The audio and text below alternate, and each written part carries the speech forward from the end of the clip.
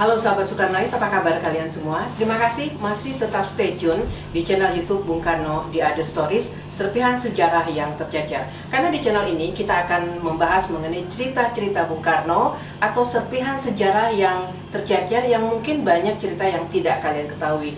Tapi sebelum kita mendengarkan ceritanya lebih lanjut, jangan lupa kalian like, komen, dan subscribe YouTube channel dia Bung Karno The Other Stories. Dan kali ini saya masih bersama dengan Mas Roso Daras selaku penulis buku-buku Soekarno.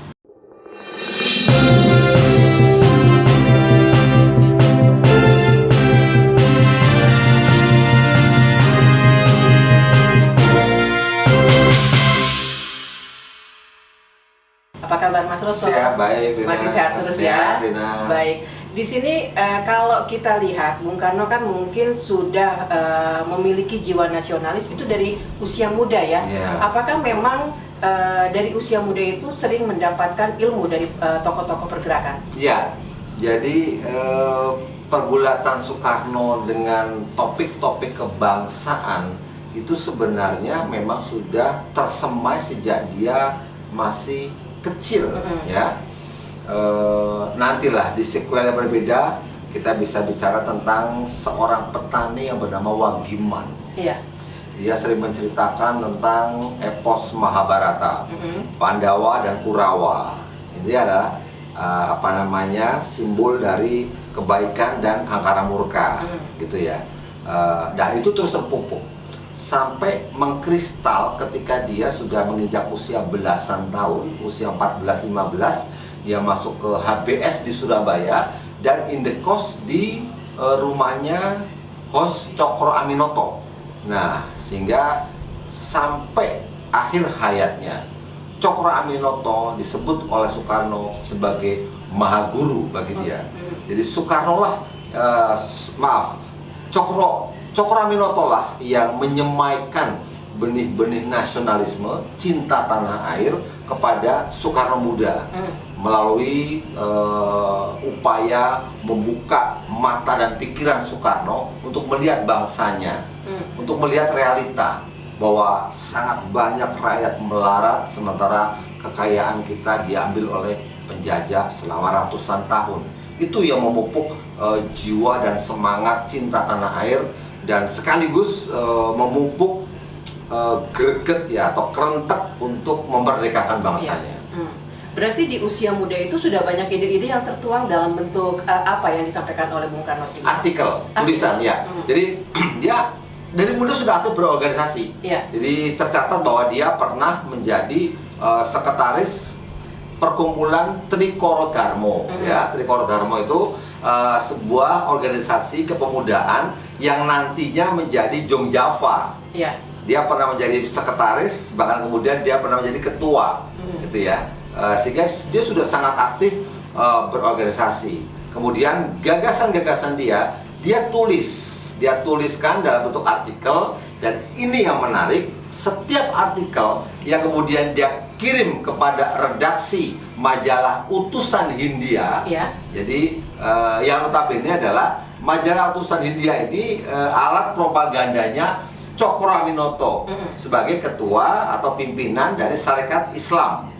Dia punya media propaganda Utusan India. Disitulah dia menyalurkan ide-ide gagasan-gagasannya dengan tidak menggunakan nama Soekarno, tapi menggunakan nama samaran Bima. Kenapa memilih nama Bima? Ya, bayangan saya dia masih terngiang-ngiang ceritanya Wagiman tentang Pandawa dan Kurawa. Bima ini tokoh pewayangan dalam Mahabharata. Dia adalah penegak Pandawa. Jadi Pandawa itu ada 5: Yudhistira, Bima, Arjuna, Nakula, dan Sadewa. Dia Bima nomor 2. Digambarkan sosoknya tinggi, besar gitu ya, maka disebut sebagai penegak Pandawa. Karakter Bima itu dia tidak bisa berbicara halus walaupun kepada orang tuanya, walaupun kepada orang yang lebih tua. Dia bicaranya ngoko. Ini adalah pengejawantahan dari karakter rakyat jelata. Dan sosok Bima dikenal sebagai sosok yang lugas, jujur, bicara apa adanya.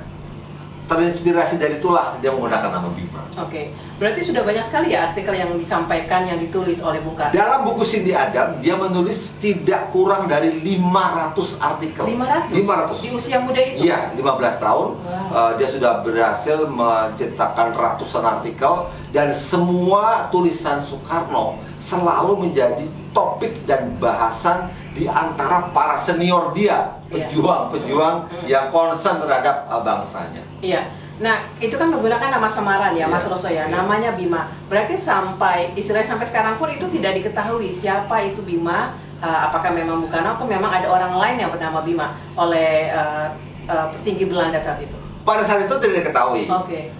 Jangankan petinggi Belanda, orang tuanya Raden Sukeni itu tidak pernah tahu bahwa Bima ternyata anaknya. Iya. Padahal di rumah dia sering mendiskusikan tulisan-tulisannya Soekarno. Dia tidak pernah tahu bahwa itu anaknya yang nulis gitu loh. Tidak tahu. Ya diketahui tentu saja kelak dia nulis buku apa dia ketika udah merdeka, dia cerita lah bahwa itu dulu dia menjadi penulis dengan nama samaran Bima. Dan semua topiknya selalu tentang kemelaratan di satu sisi dan kerakusan penjajah di sisi yang lain. Jadi dia memotret kontradiksi yang ada di lapangan, kontradiksi dari tengah-tengah masyarakat. Bagaimana praktek penjajahan menghisap seluruh kekayaan kita, hampir tidak menyisakan untuk rakyat Indonesia, dan untuk kepentingan penjajahan. Jadi semuanya memang semua berisi pesan moral ya? Ya, semua mengkritik praktek penjajahan. Dia konsisten itu. Bahkan nanti ketika nanti udah usia remaja dan dia kemudian ditangkap Belanda, diadili, dia terkenal dengan pledoi yang sangat-sangat terkenal berjudul Indonesia Menggugat. Kurang lebih isinya masih konsisten di situ, menggugat tentang praktek penjajahan. Ya. Nah, waktu usia muda itu memang hanya artikel saja yang dituangkan, ide-idenya dari Bung Karno, atau memang dialihkan juga dalam bentuk lain? Waktu itu dia hanya nulis artikel.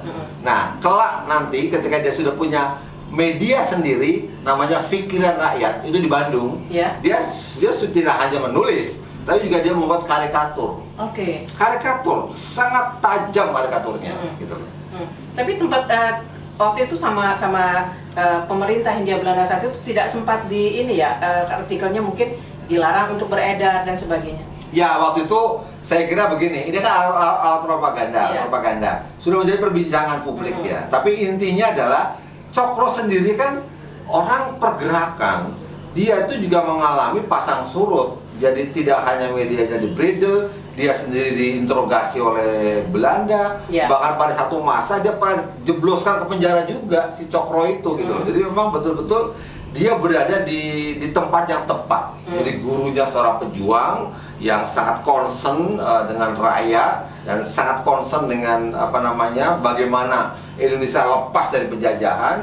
Nah, Soekarno mengikuti semua garis Cokro. Oke, mungkin kalau kita bisa ambil dari langkah yang dilakukan Bung Karno, jangan pernah ragu untuk berjuang meskipun masih usia belia ya. Betul. Baik, jadi sahabat Soekarnois, yang perlu kita garis bawahi, yang perlu kita tarik benang merahnya bahwa meskipun usia muda, ini Bung Karno masih tetap berjuang menuangkan ide-idenya kepada masyarakat mengenai bagaimana Indonesia untuk bisa merdeka. Dan itu nanti di tahun 45 ya, Bung Karno ya, Mas Rosona. Jadi sahabat Soekarnois, tetap terus bagi Anda yang ingin mendengarkan cerita-cerita Bung Karno, Anda tetap stay tune di channel YouTube Bung Karno di Ada Stories, serpihan sejarah yang tercecer yang tayang setiap Senin dan Kamis. Jangan lupa Anda like, komen, dan subscribe YouTube channel Bung Karno di Ada Stories, serpihan sejarah yang tercecer. Selina Abdullah dan Mas Roso undur diri. Sampai jumpa.